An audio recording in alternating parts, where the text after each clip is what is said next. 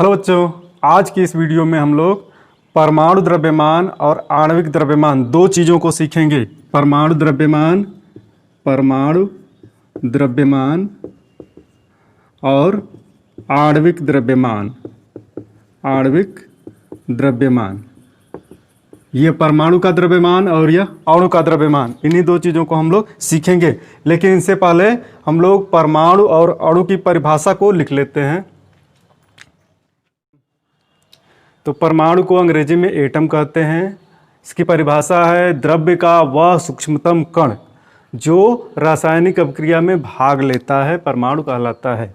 परमाणु स्वतंत्र अवस्था में नहीं रह सकता है और इसका अपवाद भी है, अक्रिय गैसों के परमाणु स्वतंत्र अवस्था में रहते हैं क्योंकि उनका ऑक्टेट पूरा होता है, उनकी बाहरी कक्षाओं में 8 इलेक्ट्रॉन पूरे होते हैं, इसलिए अक्रिय गैसों के परमाणु स्वतंत्र अवस्था में ही रहते हैं और अक्रिय गैसें अभिक्रिया भी बहुत कम करते हैं। अणु को हम अंग्रेजी में मॉलिक्यूल कहते हैं और इसके लिए परिभाषा है द्रव्य का वह सूक्ष्मतम कण जो स्वतंत्र अवस्था में रहता है या रह सकता है, अणु कहलाता है। और अणु का निर्माण परमाणुओं से मिलकर होता है। परमाणु एक ही तत्व के भी मिलकर अणु बना सकते हैं, अलग अलग तत्वों के परमाणु मिलकर भी अणु का निर्माण करते हैं। और इसके बाद नंबर है परमाणु द्रव्यमान का। परमाणु द्रव्यमान इसको हम परमाणु भार भी कहते हैं, ऑब्लिक करके लिख दे रहा हूँ। इसी को परमाणु भार कहते हैं और यही शब्द अधिकतर यूज होगा, परमाणु भार ही। अंग्रेजी में हम इसको कहेंगे एटॉमिक मास, ऑब्लिक करके एटॉमिक वेट। ठीक है, तो केमिस्ट्री में एटॉमिक मास और वेट ऑब्लिक करके लिखा हुआ है, इसका मतलब मास और वेट एक ही चीज़ें हैं। और रसायन विज्ञान में हम मास को ही वेट जानते हैं। ये याद रखना होगा आपको कि जो द्रव्यमान है वही भार है, रसायन विज्ञान के लिए केवल। ठीक है, फिजिक्स में द्रव्यमान और भार अलग अलग हो जाते हैं। परमाणु द्रव्यमान को परमाणु भार कहते हैं, अधिकतर यही शब्द यूज होता है, परमाणु भार, एटॉमिक मास या एटॉमिक वेट। पूर्व में वैज्ञानिक परमाणुओं के द्रव्यमान को एक दूसरे से तुलना करके निर्धारित करते थे कि किस तत्व का परमाणु एक दूसरे से कितना भारी है या हल्का है। उन्होंने क्या किया, सबसे हल्का परमाणु था हाइड्रोजन और हाइड्रोजन के सापेक्ष अन्य परमाणुओं के परमाणु भार निर्धारित किए। लेकिन बाद में बेहतर तकनीकें आई और कार्बन 12 के परमाणु द्रव्यमान को, ये आधुनिक तरीका क्या है परमाणु भार निर्धारित करने का, आधुनिक विधि है, आधुनिक विधि कार्बन 12 C12। और C12 क्या है, ये टर्म आया है तो यहाँ बता दें। कार्बन के भी, जिस तरह से पिछले लेक्चर में हमने बताया था कि हाइड्रोजन के 3 समस्थानिक हैं, तो कार्बन के भी 3 समस्थानिक होते हैं, C12, C13, C14 और सबके परमाणु क्रमांक 6 हैं। C14 रेडियो एक्टिव कार्बन है, बहुत कम मात्रा में पाया जाता है। सबसे अधिक मात्रा में पाया जाने वाला कार्बन C12 ही है। ठीक है, तो C12 कार्बन 12 के परमाणु को परमाणु द्रव्यमान को आधार मानकर अन्य तत्वों के परमाणु भार निर्धारित किए गए हैं। ठीक है, कार्बन 12 के परमाणु भार को स्वेच्छा से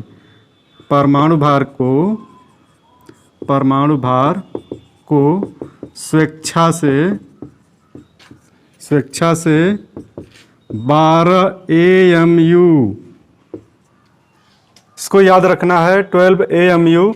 AMU क्या है, यहाँ हम दिखा दे रहे हैं, AMU atomic mass unit. AMU का मतलब है एटॉमिक मास यूनिट और हिंदी में हम इसको कहेंगे परमाणु द्रव्यमान मात्रक। ठीक है, तो यह परमाणु के द्रव्यमान के लिए मात्रक निर्धारित कर लिया गया कि मात्रक AMU होगा। तो कार्बन 12 के परमाणु भार को स्वेच्छा से 12 AMU माना गया। ठीक है, तो जब कार्बन 12 के परमाणु भार को 12 AMU माना गया तो यह हम देख सकते हैं कि 1 AMU किसके बराबर होगा। 1 AMU बराबर क्या हो जाएगा, कार्बन 12 का परमाणु द्रव्यमान गुणे 1/12, यानी कार्बन 12 के परमाणु द्रव्यमान का 1/12वां भाग AMU के बराबर होगा। इसको आप लोग याद रखेंगे। ठीक है, अब अगर हम 1 AMU को ग्राम में निर्धारित करें कितना ग्राम होगा, तो 1 AMU होता है 1.66 × 10⁻⁻24 ग्राम के। ये भी याद रखने वाली चीज़ है। 1 AMU का वेट होता है 1.66 × 10⁻⁻24 ग्राम के। अब आप खुद अनुमान लगा सकते हैं कि यह कितना सूक्ष्म द्रव्यमान होगा, यानी कि दशमलव के बाद कितने जीरो होंगे, 23 जीरो होंगे, 23 कुल 23 जीरो होंगे, उसके बाद क्या आएगा 166 ग्राम। तो यह बहुत ही सूक्ष्म द्रव्यमान है। और AMU को बाद में शॉर्टकट में बाद में U कहा जाने लगा। U, और U का मतलब होता है, U का मतलब है यूनिफाइड मास, और हिंदी में इसको कहेंगे एकीकृत द्रव्यमान। ठीक है, तो अब परमाणु भार आप लोग समझ गए होंगे।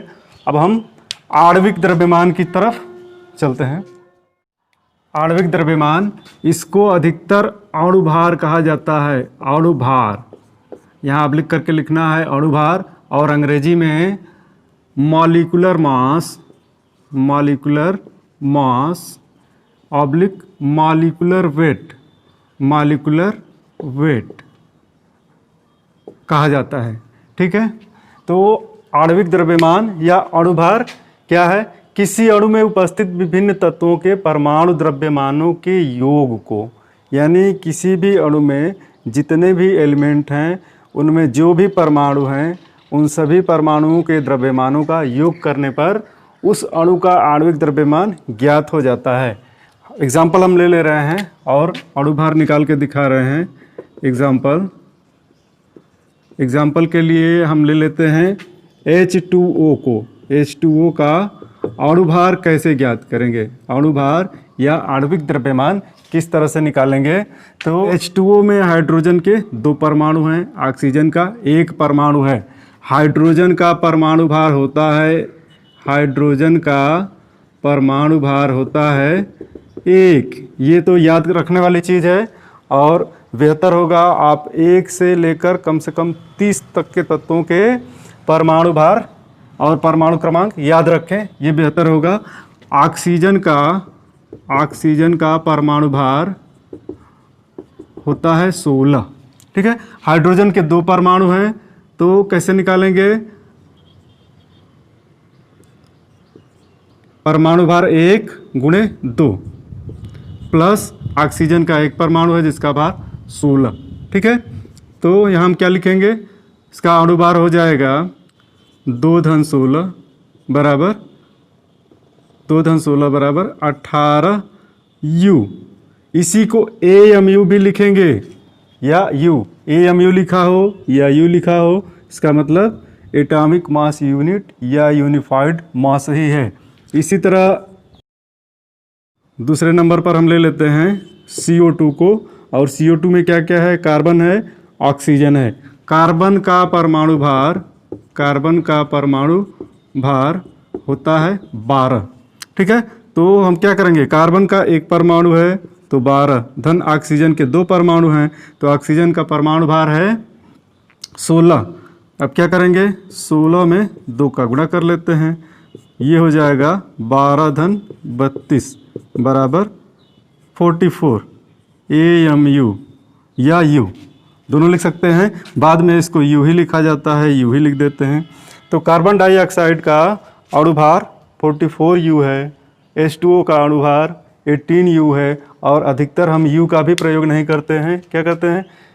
जल का अणुभार 18 होता है, कार्बन डाइऑक्साइड का अणुभार 44 होता है। इस तरह से व्यवहार में यूज किया जाता है। एक तीसरी चीज़ है यहाँ बताना आवश्यक है, उस तीसरी चीज़ को हम यहाँ बता दे रहे हैं।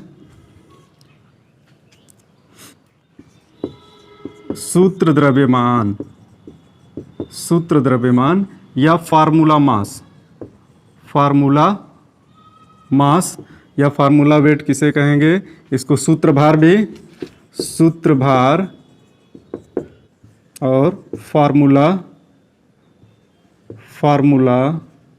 वेट कहेंगे। ठीक है, तो सूत्र द्रव्यमान किसको कहते हैं, इसकी ज़रूरत क्यों पड़ती है? जब हम लिक्विड और गैसेस स्टेट की बात करते हैं तो एक लिक्विड में, जैसे हमने H2O का उदाहरण लिया, H2O क्या है? लिक्विड है। एक लिक्विड में क्या उपस्थित होंगे? H2O, जल में जल के अणु H2O के रूप में उपस्थित होते हैं। कार्बन डाइऑक्साइड गैस है, इसमें क्या होंगे? कार्बन डाइऑक्साइड के अणु उपस्थित होंगे पूरे गैस में। ठीक है, लेकिन जब हम ठोसों की बात करते हैं तो अधिकांशतः ठोसों में क्या हमको मिलेगा? अणु नहीं मिलेगा। जैसे KCl की बात कर लें, NaCl की बात कर लें, तो इनमें क्या हमको मिलेंगे? अणु स्वतंत्र अवस्था में नहीं मिलेंगे, जबकि यहाँ अणु क्या है? स्वतंत्र अवस्था में हैं। इनमें अणु स्वतंत्र अवस्था में नहीं मिलेंगे। NaCl का स्ट्रक्चर हम लोग 12वें में ठोस अवस्था में पढ़ेंगे डिटेल में। तो NaCl के लिए हम बता दें कि प्रत्येक सोडियम आयन, NaCl में क्या होगा? सोडियम और क्लोराइड आयन होंगे, और प्रत्येक सोडियम आयन 6 क्लोराइड आयनों से घिरा होता है, और प्रत्येक क्लोराइड आयन 6 सोडियम आयनों से घिरा होता है।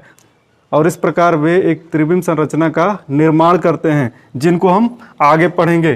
तो ऐसे में जबकि इन पदार्थों में अणु उपस्थित ही नहीं है तो इनको अणुभार तो हम कहेंगे नहीं, लेकिन व्यवहार में सोडियम क्लोराइड का अणुभार ही लिखा जाता है, जो कि वास्तव में क्या है? सूत्रभार है। तो इसका भी सूत्रभार जैसे अणुभार निकालते हैं उसी प्रकार यहाँ भी निकाल लेंगे का अणुभार, और यही सूत्रभार भी है। सूत्रभार कैसे निकालेंगे? सोडियम का परमाणु भार 23 होता है और क्लोरीन का 35.5, दोनों का योग कर लेंगे 58.5।